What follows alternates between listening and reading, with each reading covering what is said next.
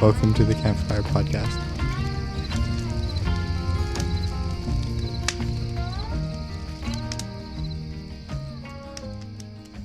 All right, welcome back to the. Welcome back, Riley. Welcome back, Riley. In like 4 months. It's been 4 months, and we haven't done a lot in those 4 months. No, because I'm the glue. No. All right. Last month was our 1-year anniversary of the Campfire Podcast, officially. We've been doing this for almost a year. For a year, not almost a year. And it's been fun. For those that have been around for that long, we appreciate the support. For those that are just finding us, welcome to the party. Today, we have a very special guest. I call him Pastor Pete. He doesn't like that much. But he's Pete Peissner. He's an elder at our church. And I think it was 2 weeks ago when you taught on Sunday. Sounds right. I don't know. And he was teaching, and the idea of, I don't remember exactly what he said, but it was from his sermon that I got the inspiration for the idea of looking at Joseph's story. So I think that was productive because, you don't other people go to church and the only thing they get off Arby's burger sounds good, but I was like, oh, we could as young people look at Joseph's life and see what we can learn from it. I don't know if that was part of your sermon, but that was what I got from it. So I asked him, and then you guys left for Wyoming, so we couldn't do it that week, and he left. So that's the introduction I'm going to give, and then I'm going to let Pete, our guest today, tell you a little bit about himself, what God has done in his life, and then we'll get into today's topic. Cool. So, introduction of me. I don't know where I was born. What are we talking about here? Who are you to this point, and where God has taken you in your life story? Just a summary of your life story. Yeah, and now quick summary. Yeah, just a quick summary of your life. I grew up in California, in Northern California, in a really big family. I'm the youngest of 10 kids. Whoa. But I really didn't give my life over to the Lord till I was about 24. I definitely knew of the Lord before that. But I walked away from the Lord for a season of my life, and then I came back to the Lord. But in my coming back to the Lord, I wanted to clean up my own life. This is just a quick testimony. I wanted to clean up my life and come to the Lord, and I was trying to do things in my own strength, and I kept, in a sense, crashing and burning into sin more and more anyways. And then at 24, I gave up my life control to the Lord. And that's when everything started changing. From then on, a very different direction. It seemed slight at first, but as time went on, I went in a very different direction. I was working and making a lot of money, and then I sold everything and went into missions. The Lord kind of called me into missions. It's hard to explain. But I've been in Youth with a Mission, YWAM, since 1995. And every time things get hard, I just keep saying to myself, it's not my life anymore. It's whatever God wants, not what I want. So anyways, I've been involved in missions, mostly training and taking small short-term groups. But for a time, my family and I moved to a closed country in China. A closed area in China, and had definitely we lived there for 7 years, and that's a time when I really, really grew in the Lord. Just the hardships that we had to face and the things that we were doing and the things the Lord took me through. Afterwards, we moved back here 2016, and we're still working with Youth of the Mission here on Maui, Hawaii. But I really got involved with the church here. I was part of the church before, since 2004, I believe, is the first time I started going to church here. But when I got back is when I got super involved with the church. They later on asked me to be an elder, and I've been through 4 pastors here. That's how many pastors. But the latest one is probably the best one. Not that we're rating them, but but he is definitely an inspiration, Kirk Milholm. Anyways, yeah, that's my life. I have 3 kids, and then I adopted a 4th one from China, and they're all growing up now. My oldest is now engaged and going to get married in October. Shout out Sierra. She listens to our podcast, so we love Sierra.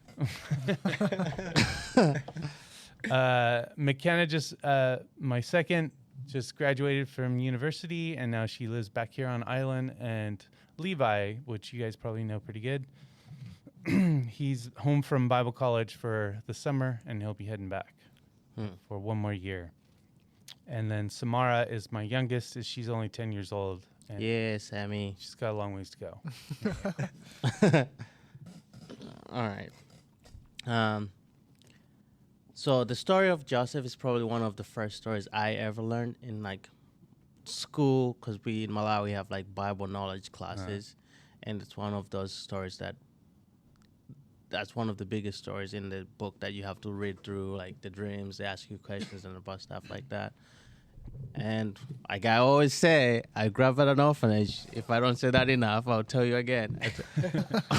I grew up at an orphanage, but the thing is, growing up there was like, when I learned about Joseph's story, I kind of pictured myself fitting in that story. Okay. I was like, this is kind of like the way God worked with Joseph throughout. Not that my story, not that I was betrayed by my brothers. In a well? I wasn't sold by my brothers. None of that happened. I was in a slave in Egypt. But I grew up in an orphanage, and like the way things happened with Joseph and the way God took time with his life wasn't just like one miracle, just like one right away, everything worked out. It was over a long period of time for Joseph to see some glory, for God to put Joseph on a pedestal. It wasn't just like, oh, now you're young, now I'm going to raise you up. It was like, I've given you this calling, and I'm going to walk you through that. And that looks hard for some people. It's easy for some people. But I looked at this story and I thought, because at the time I was thinking about this. I was like, I'm going to share this. But at the time, when I lived there, I wasn't the first kid to be at the orphanage, so there was like other kids before me. I went there in 2008. And when I got there were already kids with pen pals, so there was like 800 of us, and there was a program where people would write letters to the kids.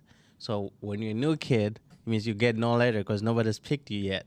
So I was the new kid. I was one of the new kids that had no pen pals yet. And I remember when I learned of stories, Joseph's story, I was thinking, I'll just keep praying, and God is gonna, the Joseph thing is gonna happen to me at some point. So I kept praying, like Christmas would come, people would get letters. I wouldn't get one. I would pray like, God, I know your timing is perfect, but like I kind of need it soon because I feel left out when everybody gets a letter. That was before I met Kirk. And then I met Kirk, and then that was my like, oh, this is what God was like taking me through. And now I've graduated college. So Did he send you letters? No, he did not. Like, You met him in person. but I met him in person, okay. so it was better than getting letters. So that's why the story of Joseph like is something that I look up on, because like he was young when everything happened with him, and you see God's hand in his life, and you see Joseph being faithful to what God has called him to be. So I'm like, this is something as young people we can learn from. That's the majority of our listeners. So I just want to talk about that. That's the background of how I came up with this topic. And then I asked Pete. Pete was like, I explained the idea to Pete. Pete was like, oh, so you mean Joseph as a type of Christ? I was like, oh, I didn't think of that. Now we're going to do that part. So I added that part to the full story. So Pete's here, Riley's here, Isaiah's here. One of the first questions that I put in the, what do you call this? Like a description of the episode. An outline. An outline for the episode was, what does Joseph teach us about God and his character? So I'll let everybody go if you already have your answer, and then we can talk about those things that you guys read about in the Bible, or what you guys thought about when you read that question. Do you mean teaches us about God's character or Joseph's or both? What does Joseph teach us? What does Joseph's story teach us about God and God's character? Oh, okay, God's character. That God didn't leave him.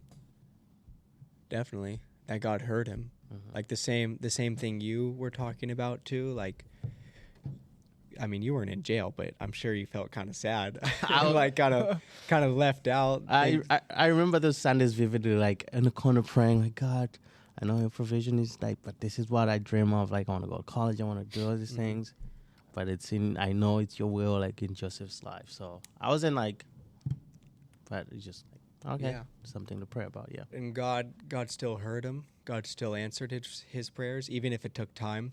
Like I was listening to, like another podcast talking about Joseph, his life, lessons from Joseph. I was listening to just like some of the end of Genesis where it talks about Joseph's story. And like Joseph got forgotten about for 2 years. It kind of just like skips over that. Yeah. There's a gap. And then Pharaoh has some dreams. And the other guy's like, oh, I know a guy who knows about dreams. Like Joseph was stuck there for 2 years after he told him, don't forget about me. And then the guy just forgot about him. So I think in the story of Joseph, it does show God's faithfulness to his people. Yeah. Something I have in my notes is God's sovereignty, because like when you look at Joseph's life, there's betrayal, there's slavery, there's like you just talked about prison, and God was just in control through all those things. And Joseph later on says, "You intended to harm me, but God intended it for good." So like you see, What verse is that? is it Genesis 50:20? Yeah, Genesis 50:20. Nice. I just wanted everybody to know where to find that, because it's huge. Yeah. And the overview of his whole life story, that this is the outcome of what he learned and he knows that God taught in him, is that in his sovereignness, what people do for evil, God can still use for his plan and his good. Yeah. It's crazy. And that's one of the things, like in life, like as young people, we wonder, maybe not you young people that I know now, but like back home, like most of the time I talk about stuff, I think of like my mentality back home when I was back in Malawi and my friends. Like you see, like you're going through things, you're like, why are these things happening to me? And then you go to church and then the preacher's like, well, God has a plan for you. It's like, oh, really? Because it doesn't look like he has one. And then you go through life and then you learn that, oh, okay, those things were happening for a reason. God was in charge throughout all those things. Yeah.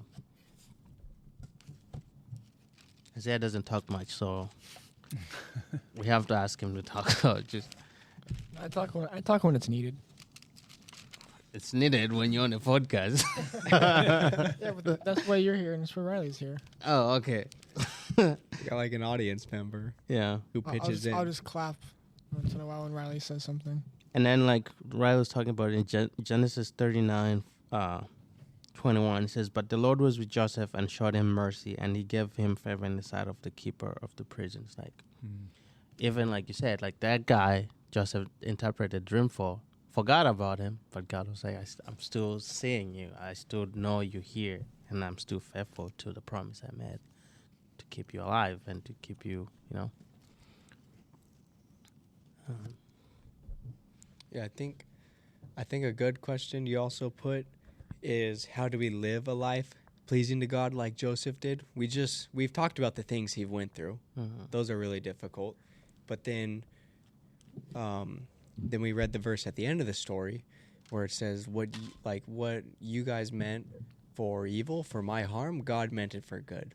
So then how can we actually trust a statement like that? How can we live, what you wrote is like, how can we live a life like that? Because I don't know, for me, my life hasn't been as difficult as Joseph's, definitely. But sometimes I could still struggle to say, like, oh, God is good. Yeah, like a simple trust in the fact that God is good, that he still does have a plan. I think the bottom line it shows us about his character is nothing is too out of control for him, right? Yeah, for God, yeah. So that's the hard part, is knowing what things are meant for our good, even though it seems bad, and what stuff are trying to deter us from good, and we got to persevere or fight against something to see, like, no, the Lord wants us to be doing this. It's hard to know. It's hard. And I think, that's the bottom line. The Christian walk is about relationship, because you can't, I think Greg mentioned it on church on Sunday. Oh, no, it was Dave, sorry. That you can't open the Bible and, what should be Pete buy at the store today, get those kind of answers from the Lord in the Bible. Mm-hmm. But what we could see is a confidence to know at a big picture that things play out differently if we wait till the end. So we can trust the Lord even in the hardships. We can trust the Lord. And I think that's the huge part about modern Christianity, that we give out, when I say we, I mean modern Christianity, I guess. But we give out this message like, come to Jesus and your life gets better. Yeah, it does. But it's like, come to Jesus and it's not like all your problems just go away or all the hardship goes away. And actually, in some cases, brings more hardship to follow the Lord, right? Mm-hmm. So what ones are meant for our shaping and molding for becoming more like Jesus, or he's shaping our character, and what ones are ones that we're supposed to push back against or fight against? That only comes from following the Lord and hearing from him. Yeah. One of the answers I have on my notes to answer that question is obedience in the shadows, because most of the time Joseph was doing things that like he could have gotten away with, right? It's like nobody was like watching him or like watching over him. It's just God, but he knew God was watching over him, and he was obedient in those moments of like places where like I can get away with that. And I think there's something like you talk about we struggle with is nobody's watching me, so nobody can see what I'm doing. But God is, right? So it's like nobody's watching me, so you think you can get away with it, but God's like, I see everything. Mm-hmm. And sometimes that's a scary thought. It's like, there's nothing I can do that God doesn't see. Like, I can hide from Riley, but God still sees everything I'm doing. So it's, I think that's one thing that you see throughout Joseph's life is because he had so many opportunities to do things that were like not pleasing to the Lord, but it was like, I love the Lord, and I'm going to do everything I can in my power to please God, which means running away from things and just running away from stuff, right? Just like fleeing from temptations and fleeing from the devil, and he'll like, what's that verse say, Riley? That's why you're here, right? Say it again. Flee. Oh, like resist the devil. Yeah, resist the devil and you'll flee, right? That's what Joseph was doing most of the times, just running, like, I'm going to get out of this situation. And I think most times, like, I've seen in my life sometimes, like, what if I just, like, see, so I can see if I can do it? Like, what if I just stay and maybe I can beat this temptation? Just run away from it. Just live, right? Let me battle my temptation right here so I can beat it. Let me fight it. And 20 minutes later, like, I should have just left. I should have just left.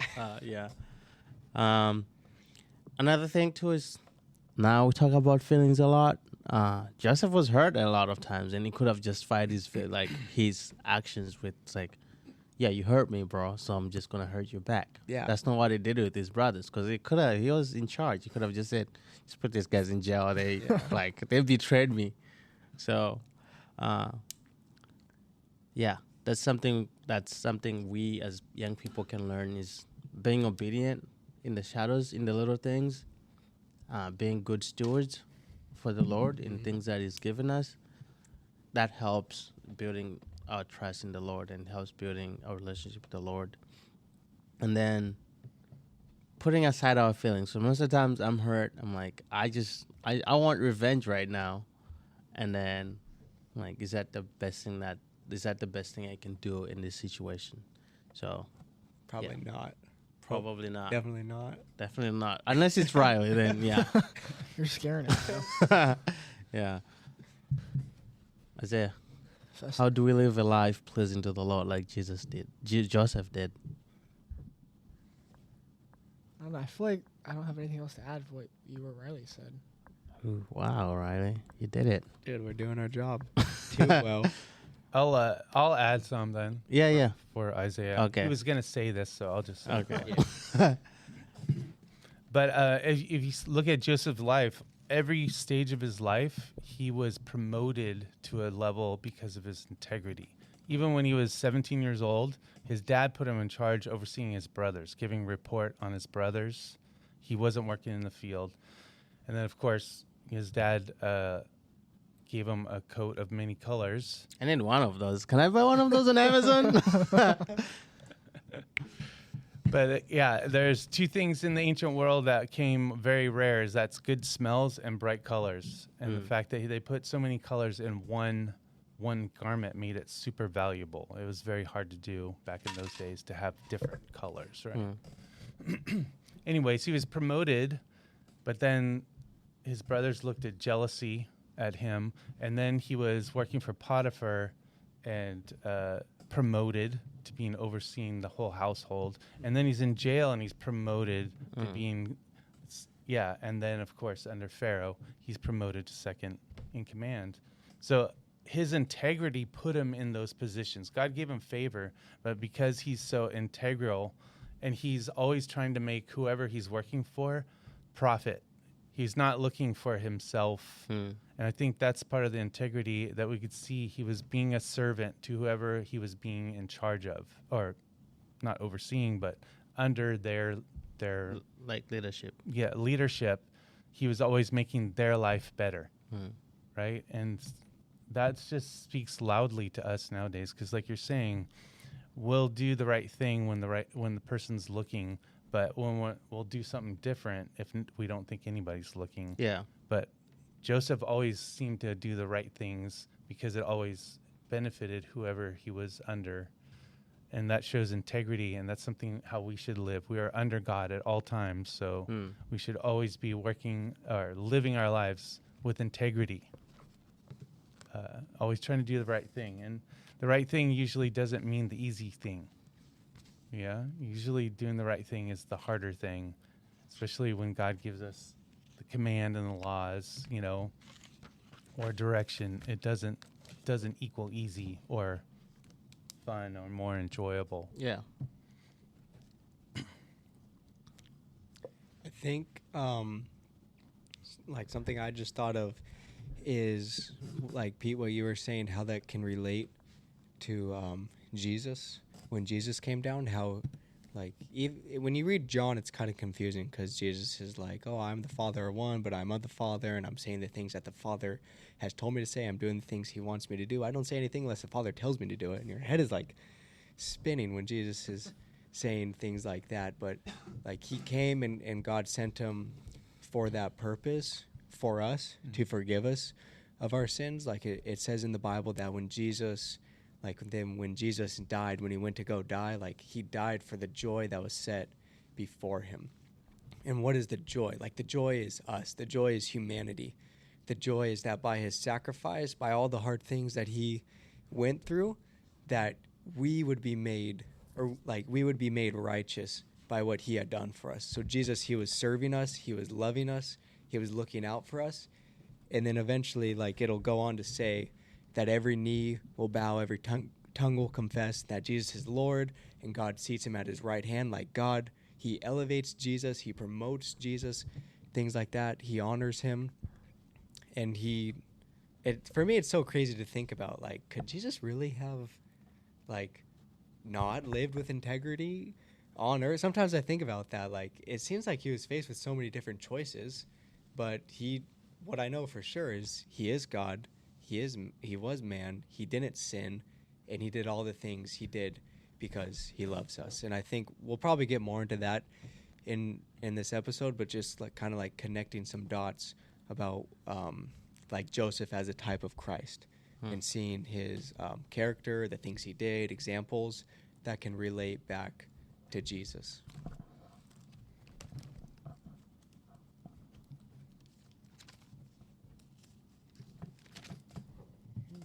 So, yeah. Are you looking over my notes, bro? What are you looking for, Feston? I'm looking for... I was looking for Hebrews 4:10 says, Seeing then that we have a great priest who has passed through the heavens, Jesus, the Son of God, let us hold fast our confession. For we do not have a high priest who cannot sympathize with our weaknesses, but was in all points tempted as we are, yet without sin. Let us therefore come boldly to the throne of grace, that we may obtain mercy and find grace to help in time of need. Like, that just ties back to what you're saying. It's like Jesus went through so many temptations that, like, it's easier to just say he's God, though. So he didn't, like, experience the things I'm experiencing. Like, my situation is very different from what Jesus went through. And there's no way, like, he knows what I'm going through. There's no way Jesus would survive what I'm going through right now. It's like, he kind of will and did, and has been through what you're going through. And he has given us that access to the throne of God to, like, take those things that we're going through as young people, as people in the church, as people of Christ, to take those things to boldly to the throne of God and say, here's who I am, here's what I have, and I surrender to you, and you know what to do with it. And God's going to be like, all right, welcome. Let's work through all these things. Yeah.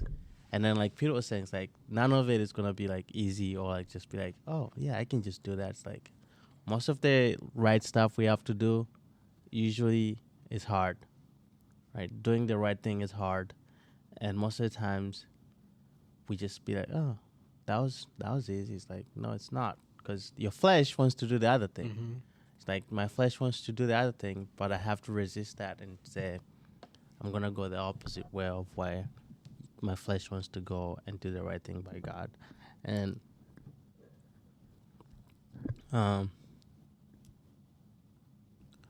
other things that we learn from, like what Peter was saying, it's like the way Joseph was promoted.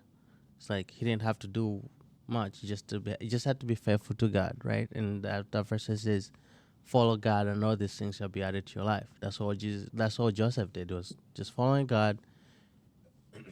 And when the Bible says all the things will be added to your life, it doesn't say good things or bad things, right? Because Joseph was following God, and he ended up in jail, ended up in a well. Got a little bit of everything. Yeah, got a little bit of everything. And in the process, I think the Bible doesn't tell us this, but we can learn that Joseph learned how to be humble, right? There's humility that came with him being in prison. Because he was a smart guy, and you see a lot of smart people nowadays, like, yeah, that person doesn't want to hang out with us. They're so smart, they don't want anything to do with us. But there's the humility that, and the patience that comes with, like, waiting on the Lord, like, all the time. Just like, I'm just going to trust God, and I'm going to wait on him when his time is right. Anything to add to the what can we learn from Joseph question? I'd like to add, if you notice, if you look at Joseph's life as a whole, all those hard things that happened to him leading up to it was God preparing him for something Bigger. that nobody even saw coming. Because, I mean, Egypt wasn't just a big kingdom. It was the superpower of the world at that time. So It was the USA of the time. yeah, it was dominant. There was nobody like Egypt at that time. And now he's second in command and basically runs the kingdom for the Pharaoh. Like, that's crazy. Anybody getting promoted right away to something that high, you're going to struggle with pride and power. But because of all these hardships that Joseph went through, having to trust God even when at his lowest, when he got to that, he still then was able to handle that position of power and show forgiveness to his brothers when they showed up, right? He probably, it wouldn't have been so great for the brothers if he went straight from being a slave to all the way to being second in power of the world, you know what I mean? Yeah. There would have been a lot more pride taken over. But God uses these hardships in our lives to shape us for a better position of what he has a calling for us. Yeah. Feston, what's what do you invest in? You're invested in like stocks or something. And it shows that graph, and it's like up and down, like that. Yeah. Is that what it is? The It's stock kind of market. like Joseph's life. Yeah. Oh, I'm my dad's favorite. I got a cool jacket. Oh, I'm in a well. I'm down. He's like, oh, now I'm in Egypt. I'm doing good. Then he goes into jail again. Then he's like to second in command. And I was thinking about what Pete was saying earlier about how like sometimes we are going through a trial, and it's like God is just putting us through that to teach us something, to prepare us, or sometimes it's like we're getting ourselves into that own trouble. But with Joseph's life, you kind of think, well, why would Joseph deserve these things? Well, I don't think it's really based off of like what Joseph did or what he didn't do, but what Pete just said, like God prepared him for that. Like we just went to Wyoming, and we had this little memory verse card with some different verses from Philippians. And the last one, super easy, Philippians 4:13. So many of us know that. It says that I can do all things through Christ who gives me strength. But the verses before that, Paul is talking about, he's like, yeah, I can have a little bit, I can have a lot. I can be in prison, I can be in a nice house. He's like, whatever's going on. Then he says, I know that I can do all things. I can get through anything through Christ who gives me strength. And I think that like you can also look at those verses and apply that to Joseph's life. Like is God punishing Joseph? I don't think so, but he's just putting him in these different spots where Joseph can either deny that God has a plan, deny God totally, or seek after him, have a good attitude, follow him, and trust in the bigger picture of what's going on. Yeah. And that's what we can see from Joseph. You said something interesting. You're like, what did Joseph do to deserve? Like, and that's really our human nature of trying to like, someone does something good and they deserve something. But really, if you're looking at this whole story in God's plan, it had nothing to do with Joseph's deserving or not deserving. It had everything to do with God loved his brothers, the ones that threw him in the well and wanted them to survive the famine, but also because he made a promise to their ancestors that they would turn into the nation that they will. They eventually did. But he used Joseph and their evil actions to bring about a promise that he gave to Abraham a long time ago. Yeah. So God's faithful, but he's faithful to himself. Like we always think someone's faithful to me, so it's about me. But for God, he's faithful to his character and nature. Whenever he gives a promise, he will be faithful to what he always says. That's why we could trust him, not because we're so good, but because he's always good. And he's faithful to his word. Yeah.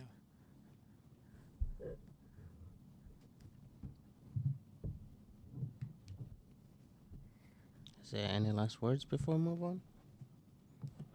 All right. And then we kind of go through, I kind of put this like as a subtext of like Joseph's dreams and calling. And like when Joseph got the dream, like he knew it was from God, but his brothers didn't see it that way. They saw arrogancy and was like, but God had planted a seed, and it was going to do everything in his power to see that seed grow into something bigger. And what I have for that is sometimes we have dreams that don't make sense to others, but if God is ordaining those dreams, that's what that matters, right? That's with time, God is going to bring that to life. And we see that with Joseph's life because like when you read, like, let's say it's someone who doesn't know the whole story, reads that part, it's like, dude, this guy was so full of himself. He thinks he's the man. And then you read the full story, it's like, oh, it comes to pass, right? And nowadays, like, I talk to my friends, not Isaiah or Riley. You have other friends? I have other friends, but like, not allowed. Wow. It is very allowed in my life. But talk to them and it's like, dude, things are happening, but none of it makes sense. Like, I just graduated college. I don't have a job. Why did I even go to college? And they have this dream to do something, and like it's easier for me to just be like, dude, trust God. But it's like, just look at the stories in the Bible where God had something, and He was faithful enough to see it to the end. Like Joseph's life, like he had a plan for Joseph's life, and this went to the end. That's about dreams and callings. Like, well, even like with the elders in our church, right? You hear the stories, like, yeah, it didn't make sense to any of my friends, but here we are. Like the Pastor Kirk, like God's calling me to go be a pastor on Maui. His doctor friends are like, really? He's calling you to Maui. That's very convenient, right? Out of all places, it's calling you to go to Maui. For Jesus in Maui. Yeah, right. Like, yeah, you could go anywhere else, but conveniently, it's calling you to go to Maui, the paradise. Wow. So it's like those moments of like, doesn't make sense to other people, but when you know it's from God, be faithful in those calling and walk boldly in faith. That happened to your life, Riley. God called you to do something, and we'll talk about it, and most times like, do I go now? When do I go? Like, I feel like I should go now. When should I go? In the end, you just like, I feel confident that God has called me to do this right now, so I'm gonna do it right now when He's called me. So I think that's something we as young people learn from Joseph's stories. Like, your dreams don't have to make sense, because like, they don't have to make sense to me, to your parents, but as long as you're good with God, that's what that matters, right? Any comments on that before? I think it's cool that God was showing Joseph like the end of the story in the very beginning. Even before he was sold, even before he was put in the well, He was showing him like, this is what I have for you. This is what the end's going to look like. Yeah, I have a question for Pete. Like, when you went to China for those 7 years, did you have like a clear dream or calling or vision or anything like that before you went? So I think my family and I, my wife and I, because the kids were little, so not the whole family, we had a heart to move overseas. We knew that it was coming at a certain time, but when we had the opportunity to take the whole family overseas, we ended up going to Thailand and loved it. So we thought that's where we're moving to, and we connected with some ministries over there. But the Lord had put me in charge of praying through for the organization how to approach sending a group to China, but that wasn't on our grid. Yeah. But as we prayed over the months, it became very apparent that the Lord's kind of putting on our heart that that's where we should go, not just send people there. And so once we made that choice, it was about not knowing what we're supposed to do over there. Like, we had no idea, right? So I went there by myself. Well, not I was with a couple other people, but to scout it out. I wasn't with my family. Yeah. And just to see what was there. And the city that we ended up going to, it was very apparent that a certain ministry type, I'm not going to say what, but a certain ministry type was a good target there, and it was something that we're well equipped to be able to do. Mm-hmm. So we came back and prayed about it, and then that was the plan. So where we were going to live, we didn't know, but our ministry target is what we did know. But that it didn't come all at once. Yeah. Like Joseph, he got this dream about the end, right? I just look at that thinking about, if I got a dream about what the end is like, I'm going to mess it up because I'm going to try to make it happen, right? Like, imagine Joseph's like, well, I'm going to make it so that everybody bows down to me. I'm going to plan it so perfectly. At some point, everybody's going to be kneeling, and I just stand up, and then that's it. Maybe I should start talking like I'm the boss, right? Yeah. But I think that's hard to relate to for us today. Like, we don't usually get dreams. I mean, some people do, but we don't usually get dreams, but we do get, in a sense, what we call vision, like an idea, a calling, however you want to define it. And I think in Joseph's life, being 17 years old when he got this dream, or for our case, you might, when you're younger, get a vision of like a calling, a ministry, whatever you want to call it. It's important to see that like we can't just run out of the gates, try to make it happen.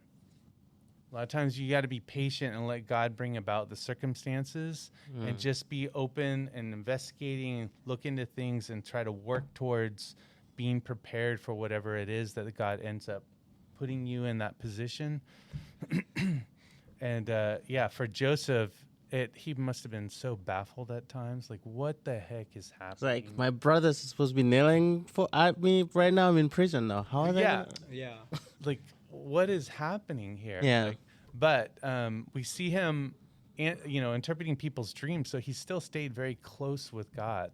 So we know his relationship with God was still what he was hanging on to. And and just trusting God every step of the way. So there's action that needs to be happening, like diligence for these calling or vision. But there's a lot of times it's hard to wait on God. We want to try to make things happen right now. It's like, hey, I have this thing on my heart. It's got to happen right now. Yeah. Right?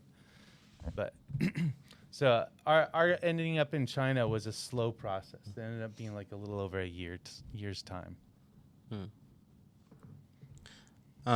Something like, just to connect what you said about like dreams taking, like passions, that something God has put on our heart taking time, is to look at like Joseph's life. He was 17 when, like you said, when he had the dream, and then he was 30 when he started stepping into like leadership roles. And it's like, that's a long time of just like 13 years. Yeah, it's like, oh man, when are these guys gonna bow down to me? Yeah. When is this happening? When is this happening? And then, like 13 years later, it's like, oh, then becomes clear. And like you said, like Riley and you, Pastor Pete said, it's like the calling is most of the time clear, but the journey to get there might not be easy, right? It's just like, I know God has put this on my heart. But how? But how is this going to be accomplished? And then, like we have all talked about, it's like, the plan is God's plan. And you got to leave it up to God to make it happen. You can't just be like, well, you said I have to do this, so I got to do it right now, or else I'm never going to be able to do it. It's like, God's in charge, and the time is right, he'll make it happen. Part of this, the betrayal and the family conflicts, is something that we've had a question from one of our listeners asked us. I can't remember the specific question, but we've never talked about it. And, like, I think it was... What was it about? Obedience. It was about... Someone asked us, like, are you disobeying your parents if you... I'm paraphrasing here, so I might butcher this, but it was around, like... Is it disobedience if you hear from God and your parents don't agree with it? I think... I can't be sure. I don't know where that message went, but, like, his family, like, these are his brothers, these are his boys, right? Like, they hurt him. And Joseph didn't make that his whole identity of, like, well, my brothers betrayed me when I was a young person. He so didn't become the villain. He wasn't, like, the victim, like, he's in prison, like, guys, give me some bread. My brothers betrayed me when I was, like, a young man, like... I need something. You guys gotta feel sorry for me. But he just trusted in God to take justice, right? Like God, the Bible tells us, revenge is in God's hand, right? Joseph trusted that God was gonna make things right in His own time, and that's just like, okay, you guys wronged me. God knows what's happening, and I'm gonna live my life to Him. Why are you smiling like that, bro? Spacing out. Oh, wow. Thanks. It's the same thing, like, we're going to talk about it, like you said, but Joe, like, even Jesus was betrayed by those, like, one of his closest friends. Like, so this is why I never let any of my friends kiss me on the cheek because I never know what's going on. They might have sold me to someone else. That's the only reason. Yeah. Well, yeah. An armed guard show up. I knew it. Yeah, I don't know if Riley has reported me to ICE yet, so it might be like, oh, let me kiss him on the cheek. When does that grace period expire? Okay, I'm not telling you that. And then we look at like Joseph being, we've talked about, so it's not that much to talk about, but like Joseph remaining faithful in like challenged circumstances that he was going through, right? Like you had Riley when he came back and told his story. He had diarrhea in his first week, and like he was like, "I'm gonna stick it out." I was shocked. I'm not gonna be like, "Okay, I'm out of here." Like, oh, this is boiled water. That's safe. I can handle that. Right. So, just remaining, like faithfulness is about choosing to do what's right, even when life feels wrong. Like you could be going through the hardest part of your life, and you just choose to do the right thing, and that's what we learned from Joseph's life. Like, dude was in prison for something he didn't do, but it was like, I'm gonna remain faithful and I'm gonna do the right thing. And then Pete already talked about it, but it's like you don't need an ideal condition to be faithful to God. You just need your heart surrendered to God, and that's all you need. You just need to surrender your heart to God, and God is gonna help you through those moments of like you surrender your heart, and now He's in charge of it. Then everything you do is for God. I was or when we were in Wyoming, we have this song that we sing that Alana song that Alana wrote, like this girl that was in the youth group and stuff. And there's just one part where she goes on to say, like singing to God, praying to God, like how do I live my life for you? Like wanting God to show her, to teach her what to do and like actions to take to live her life. So for me, what isn't very helpful is when I ask like why questions. And those are the only questions you ask. Favorite questions to ask. But those aren't always the most helpful questions to ask, the why questions. For me, it's like the what questions and the how questions. Like, what is God trying to teach me? Like, what can I do, like, to get through this? Like, what does He want me to do to get through this? How can He use this in my life? Things like that. And I don't think what you already said, like, Joseph didn't have that victim mentality. Neither did Jesus either. And I don't think that's the way we're meant to live. Because if you have that mentality, then like you said, it becomes your identity, who you are, and you just get stuck. And you're just unable to move on. Which I think God really wants us just to be able to move on from things, to see His strength, to see how He can lead us through things. Sometimes it's quick. Sometimes it's a long time. Like people have many different struggles, but I know that throughout their struggles, that God is bigger than those, and He's more powerful than things that are holding them back, that are making them feel weak. Yeah. We've already talked about this, so I think we're just going to jump to like what does suffering teach us about God, and how does it shape us as Christians? So, Isaiah, you can start us this one. How have you suffered for Christ, Isaiah? And what did you learn? Well, I think whenever I hear like suffering for Christ, I always think of that analogy of making gold. How it has to go through the fire over and over and over and over again before it becomes perfect. I remember Riley teaching us that in youth group, or sharing that with us. Riley McCook or Riley No, Foster? not Riley McCook. This is before his days. Yeah. Oh, okay. But yeah, I think like Pete kind of already said, like you go through these trials to become who Christ has for you. Like if Joseph, like Pete said, if you just went straight from the well to being second in command, I don't think it would have went very well. Rags to riches, baby. Yeah. But you almost need the New money. you need the time in prison sometimes to put yourself You been into to prison? perspective. No, I've never been to prison. Oh. Riley almost went.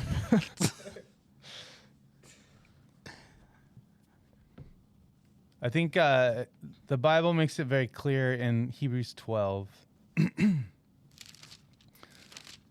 I'm going to start down in verse 3 because everybody knows the beginning of 12. It's very used a lot in Christian circles. But in verse 3 starting, it says, "For consider him," and because they've been talking about Jesus. "Consider him who has endured such hostility by sinners against himself, so that you will not grow weary and lose heart." So you're saying the hostility of sinners, Jesus experienced this, right? Consider him, but he didn't compromise, he didn't grow weary, so we should consider that also. But then it continues in verse 4. "You have not yet resisted to the point of shedding blood and striving against sin, and you have forgotten the exhortation which is addressed to you as sons." And then he quotes Old Testament. "My son, do not regard lightly the discipline of the Lord, nor faint when you are reproved by him. For those whom the Lord loves, he disciplines, and he scorns every son whom he receives." It is for discipline that you endure. God deals with you as sons. For what son is there who a father does not discipline? But if you are without discipline, of which all have become partakers, then you are illegitimate children and not sons. So what he's saying is Jesus suffered again from sinners, and we use him as an example to follow. And then God uses those sinners to discipline us. And that discipline isn't punishment like we use it nowadays. Discipline is like an athlete that's disciplined for shaping their body to be better. Riley. I was going to say like Festin, but yeah. I'm training my body to be fat at this point, so I don't know. I don't know if I'm a good athlete. I don't know what shape.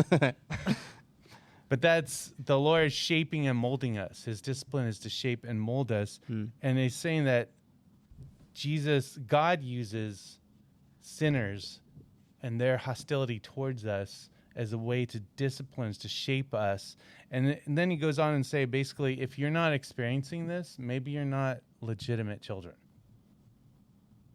Like it's a qualification for being a child of God, is that you're going to experience hardships. So I think that's a perfect example of God's ways of doing things that we see in Joseph's life. He was disciplining and shaping Joseph for the task that he had for him.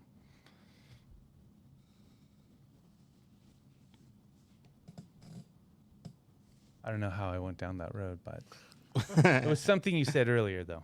It was a good road. Yeah, it's good. Forgiveness. Let's talk about that. Let's talk about forgiving people.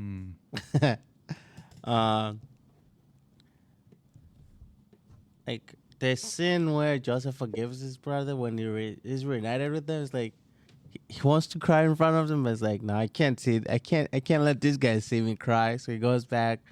He cries in private, and then comes back, and then he forgives This him. isn't the first time, isn't he? Like throws him in prison, and then sends the younger one out. Like he just wanted his whole family to come. So that was his just kind plan. of scared him first. That was his whole plan. It's like, I'm just gonna keep one of you hostage so you can bring me the whole fam.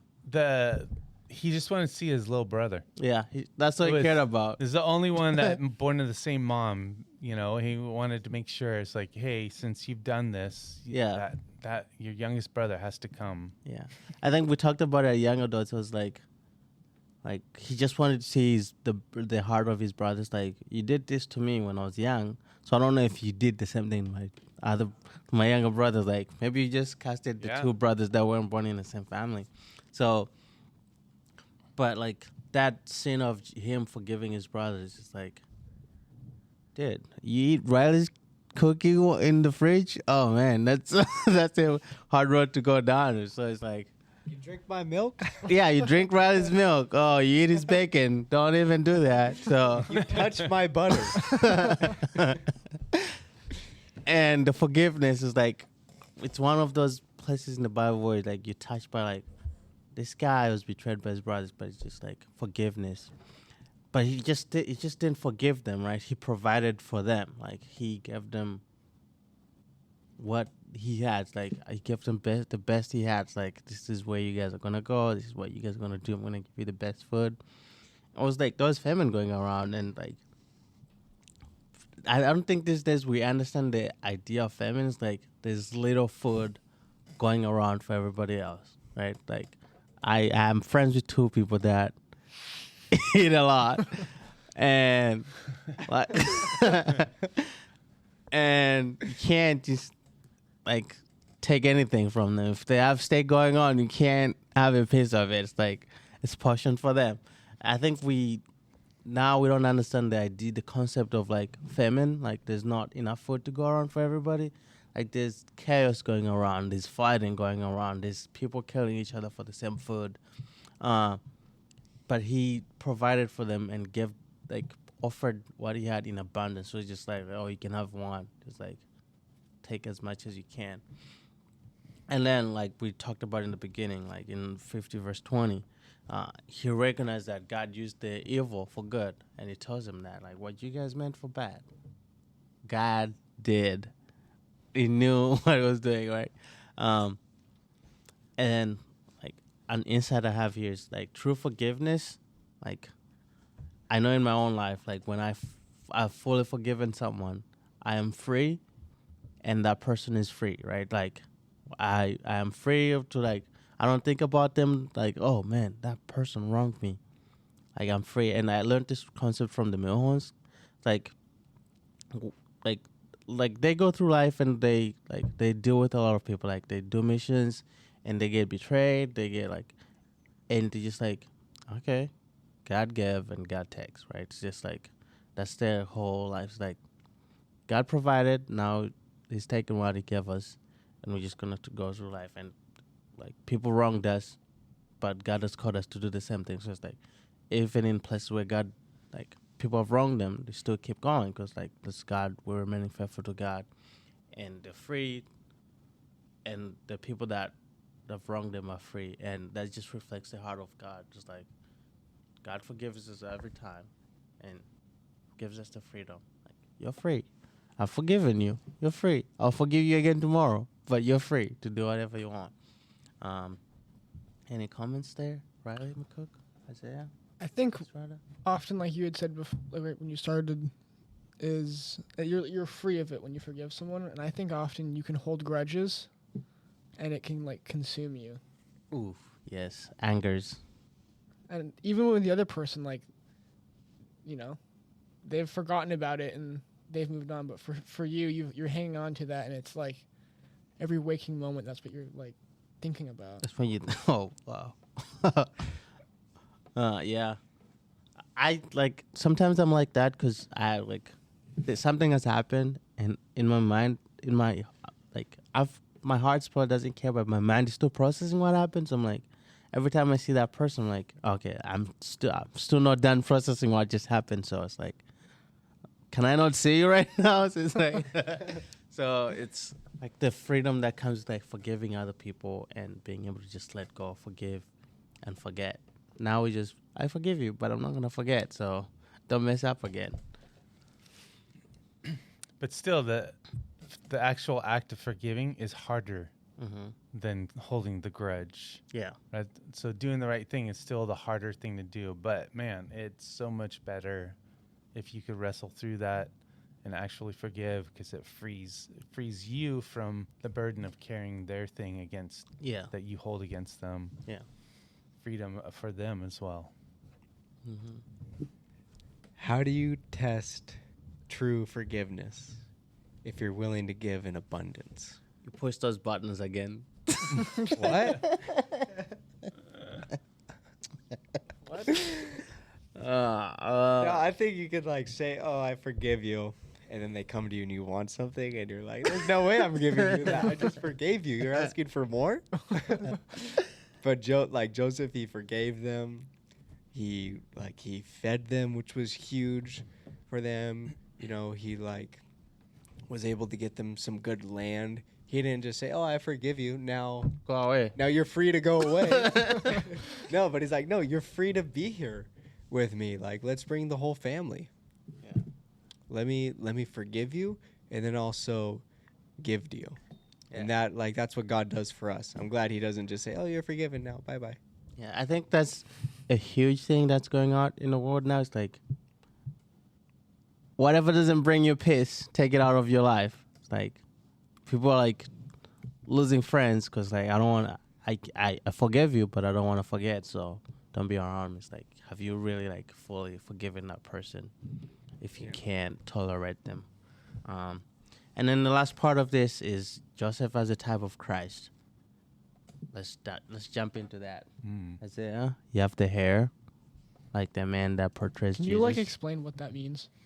Like The hair or? No, not the hair. I know what that means. Joseph as a type of Christ. Yeah. So, It's like the similarity. Okay. yeah, let Pastor Joseph Pete explain. as being a symbol that points towards who Christ is. So, it's called Christophany, but what it means is looking the way their life went points to who Jesus is going to be when he comes. So, there's some amazing connections here. I was just telling Caleb earlier, before Daniel, everybody before Daniel in the Hebrew and the prophecies and stuff, they were thinking there's many messiahs. Messiah just means anointed of God. And so God appointed certain people to come and be his leader to rescue Israel from their dilemma or from their problems.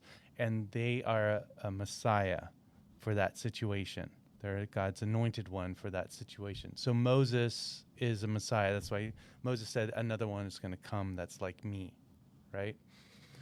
It was during Daniel, especially in the exile time period, Daniel writes about the Son of Man, which is this not mythical, that's terrible.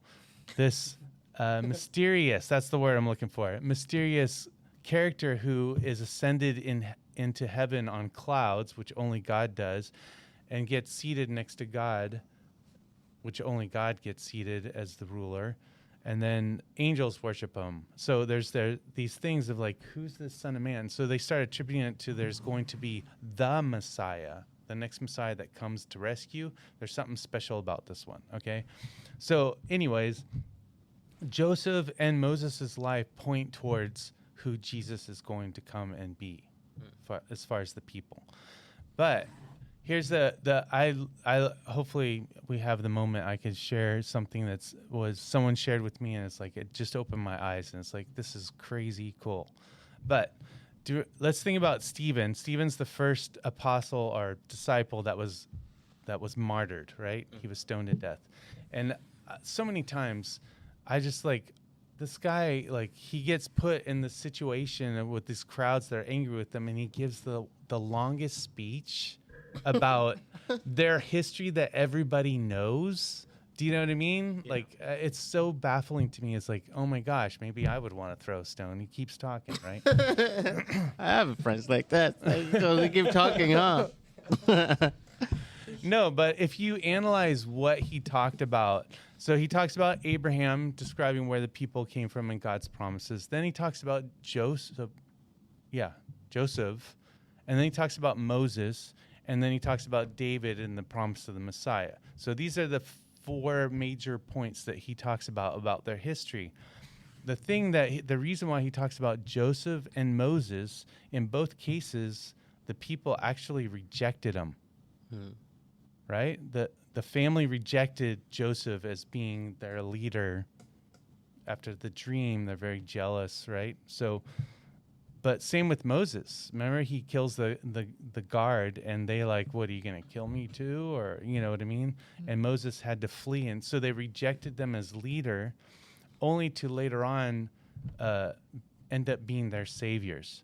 So it's a Christophany in a way that is pointing to the Jewish people are blind to Joseph, who he was, until God reveals. Remember, he kind of reveals himself to the leaders. Yeah. So it kind of shows historically what's going to happen in Jesus. He's coming. He's a suffering. Joseph suffered at first, right? And then gets elevated to sitting in second command, right? Kind of like seated by the right hand of God. And then is later on reveals to the Jewish people or to his family at the time. So it points to exactly what's going to happen that the Bible also tells us in Romans 11 and 12 about what's going to, one day Israel will also, the veil will be taken off and they'll be able to understand that Jesus is their Messiah. Yeah. So that's what it means, like a Christ-like character is like it points to Jesus even in their story. Yeah. Like, for example, Joseph, he was the beloved son of his father. Jesus Christ, beloved son of God. Right? Betrayed for silver. His brother sold him for silver. Jesus. Judas Iscarioted him for silver.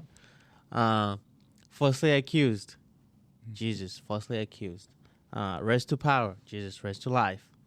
He became a savior to his people. Jesus, savior to us. Right?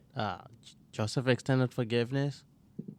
And Jesus offers forgiveness to us. So it's like the similarities between the stories that make them like, you can look at Joseph as a type of Christ, but not like Christ, but like his story points to Jesus, and like there's similarities in the stories. Yeah. That's cool. Yeah. Riley McCook? Yes. You got something to say? Yes. I already know that answer. He always has something to say.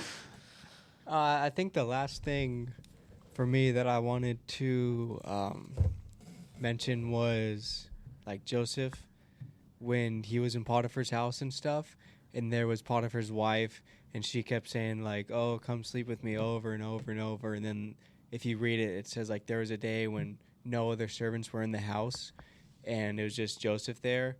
And then she told him, and he's like, "I can't do that. Like, you're my master's wife." And he didn't want to dishonor God and things like that. And then she just grabbed him, and he ran, and we talked about that, like running from temptation. And that's what it says in 2 Timothy 2, verse 22. It says, "Flee also youthful lusts, but pursue righteousness, faith, love, peace with those who call on the Lord out of a pure heart." So when we run from those temptations, it's important to run with a purpose.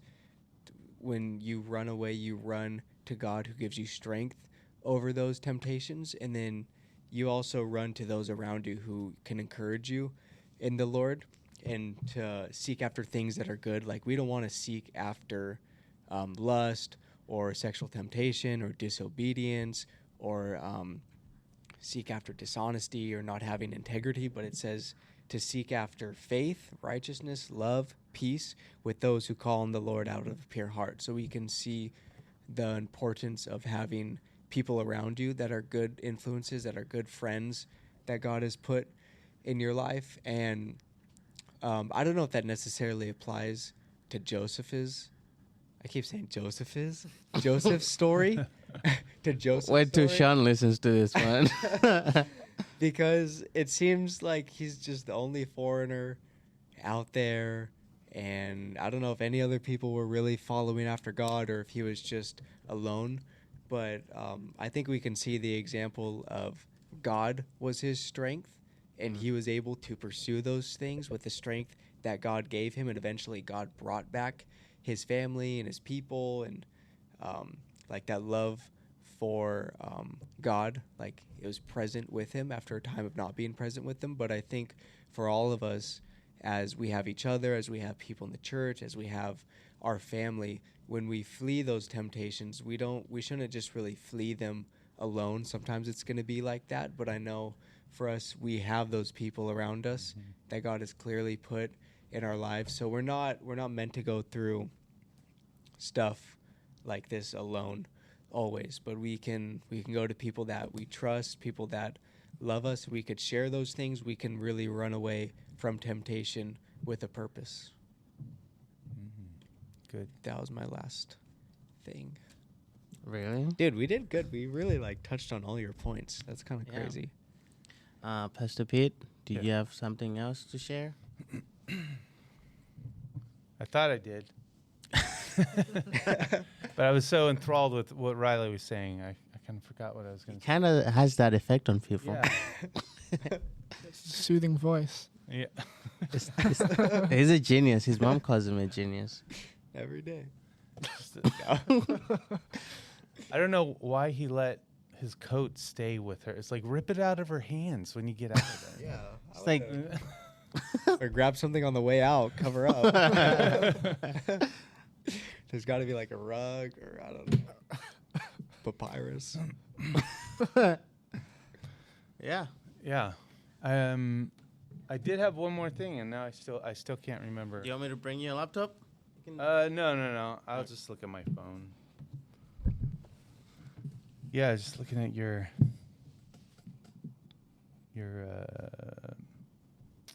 questions, which is way down here.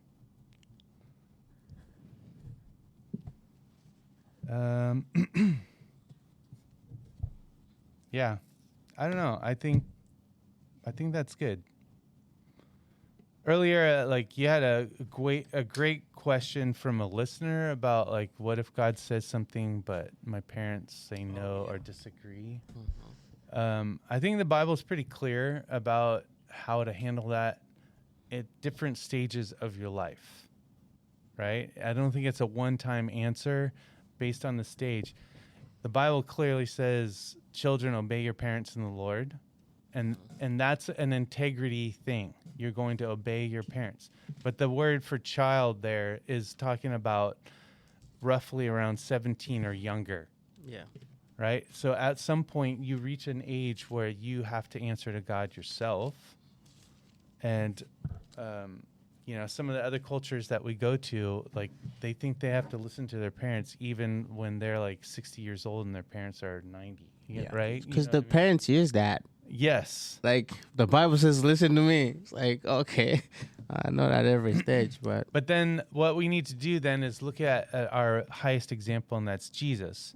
Jesus didn't obey his mom when they're trying to take him away from him doing his job of preaching to the people. Remember they said, your mother and your brothers are here to... Yeah. And then if you look earlier in the chapter, it's because they thought he was out of his senses, that he was just... It was crazy. He was crazy, right? So Jesus denies their authority and basically, who is my mother and brothers?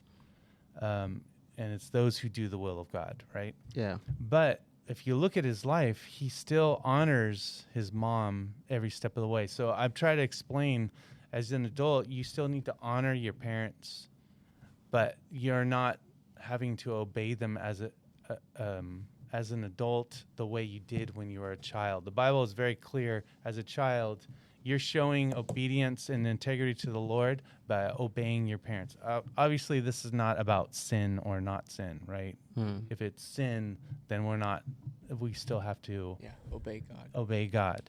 But if it's about decisions in life that have nothing to do with sin, you're showing you're trusting God when you obey them. Even though it's like they want you to go to school and you feel like God wants you to go to the park, right? You're like, I'm going to set this down and obey because the Bible, the Lord tells me to obey. Because hearing the voice of the Lord as far as leading moment by moment is very subjective. The Bible is proven to be objectively God's word. So it's for sure, it's a proven God's word. And then we can hear right and wrong sometimes. Yeah. Right? So it's subjective. So anyways, but then as an adult, I've had to explain to people in Asia, like, your parents don't want you to be Christian because it's not your culture, but you don't have to obey them now because you're an adult and have to answer to God yourself. Yeah. But you still honor them. And so we see Jesus honoring his mom by even as the oldest son, making sure that she's taken care of even after he leaves. Yeah. After he dies on the cross. So we see Jesus taking care of his mom and honoring him, but as an adult, he needs to listen to God first. Yeah. And not necessarily listen to her. But as a child, you always listen to your parents. To close that one out, I'm going to read you the Bible in my language because I had Ephesians 6 memorized when I was young. Because it's like you have to. Chapter? No, it wasn't the whole chapter. It was just like the parts where till verse 9. Yeah. I had it till verse 9, but I'll just read it in my language because it's fun for me. Because that's how I memorize it in my head. It says, ananumvera nakukubani mwambuye pakuti ichi ndi chabwino lemekeza atate wako ndi amako ndilo lamulo loyamba lokhala nalo lonjezano kuti kukhale bwino ndi iwe ndi kuti ukhale wa nthawi yayikulu paziko pano. Amen. So I had that memorized. 9 verses? No, that was I just read the first like 3 verses because that's the one that talks about obeying your parents because I had to memorize that.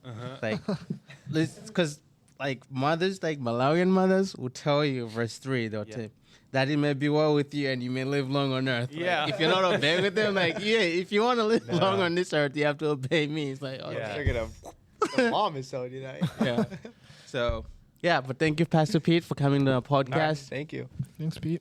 Yeah. Thank you. If you just found us because you know Pete, then please subscribe. We want to keep you on here, even if Pete just recorded 1 episode. Thank you very much.